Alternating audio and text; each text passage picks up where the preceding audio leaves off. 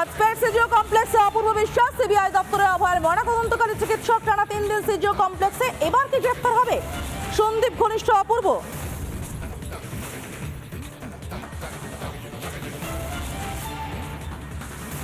যে ছবি দেখতে পাচ্ছেন,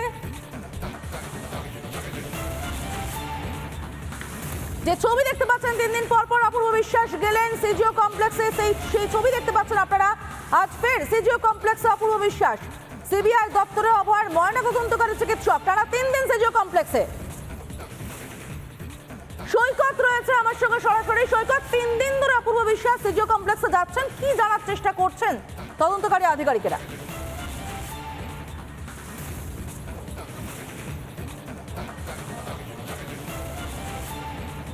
দেখো, মূলত এই অপূর্ব বিশ্বাস যার নেতৃত্বে বলতে গেলে অভয়ার ময়নাতদন্ত হয়েছিল, সেই ময়নাতদন্তকারী অফিসার বা ময়নাতদন্তকারী অধ্যাপক, ময়নাতদন্ত বিভাগের অধ্যাপক, ফরেন্সিক মেডিসিনের অধ্যাপক এই অপূর্ব বিশ্বাসকে আজকে টানা 3 দিন জিজ্ঞাসাবাদ করতে চাইছে সিবিআই। মূলত অপূর্ব বিশ্বাসের থেকে যে বিষয়গুলো জানতে চাইছে, যে পোস্টমর্টেমটা বলতে গেলে তার নেতৃত্বেই হয়েছিল। পোস্টমর্টেমের আগে যখন মৃতদেহকে মর্গে নিয়ে যাওয়া হয় বা পোস্টমর্টেম করার জন্যে পোস্টমর্টেম ঘরে নিয়ে যাওয়া হয়, তখন সেই সময় মৃতদেহটি কী অবস্থায় ছিল, তার কারণ ডক্টর ইনকোয়েস্ট রিপোর্টে দেখা গেছে যে 14 থেকে 15 ধরনের ইনজুরি আছে এবং সেটা পোস্টমর্টেম রিপোর্টে উল্লেখও করা হয়েছে।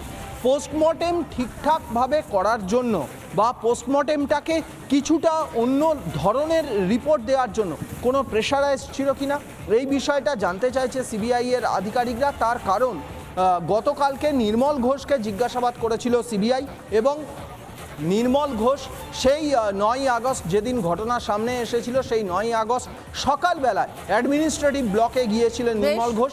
সন্দীপ ঘোষ সেই সময় সেই অ্যাডমিনিস্ট্রেটিভ ব্লকে ছিলেন। পাশাপাশি নির্মল ঘোষ। ধন্যবাদ সৈকত। অপূর্ব বিশ্বাসের ভূমিকা নজরে রয়েছে এবং সেই কারণেই তাকে বারবার ডাকা হচ্ছে।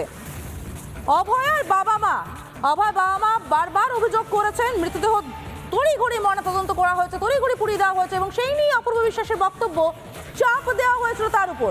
শুনে নেব কি বলেছেন। টাকা পরিচয় একজন ছিল যে বলেছিল ওই দিনকে পোস্টমর্টম না হলে রক্ত গঙ্গা বইয়ে যাবে।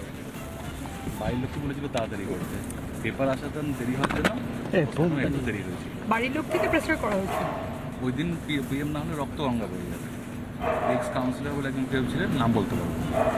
এক্স কাউন্সিলর বলেছিলেন? হ্যাঁ, কাকে বলেছিলেন?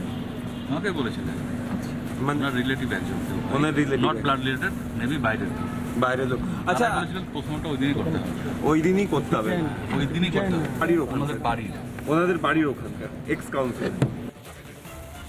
আমরা এই ব্যাপারে কিছুই জানি না, কাউকে এরকম আমাকে বলতে শুনিও তো নি, আর আমরা কাউকে বলার জন্য বলিও নি। না, সেটা আমরা এই ব্যাপারে কিছু জানি না। আমরা তাড়াহুড়ো ছিল না আমাদের, কারণ আমরা তখন এমন একটা 3.5 ঘন্টা তো আমাদের এমনি তাড়াহুড়ো করেই সময় নষ্ট করে আমাদের দিয়েছে। সকালে তাড়াহুড়া ছিল, বিকালে কোনো তাড়াহুড়া ছিল বিকালে কারণ আমরা মেয়েকে দেখতে পাচ্ছিলাম না, তখন আমাদের ওয়েট করার ছিল তখন। কিন্তু পরে আমাদের কোনো তাড়াহুড়া ছিল না, তখন পুলিশ অ্যাক্টিভ হয়ে গেছিল।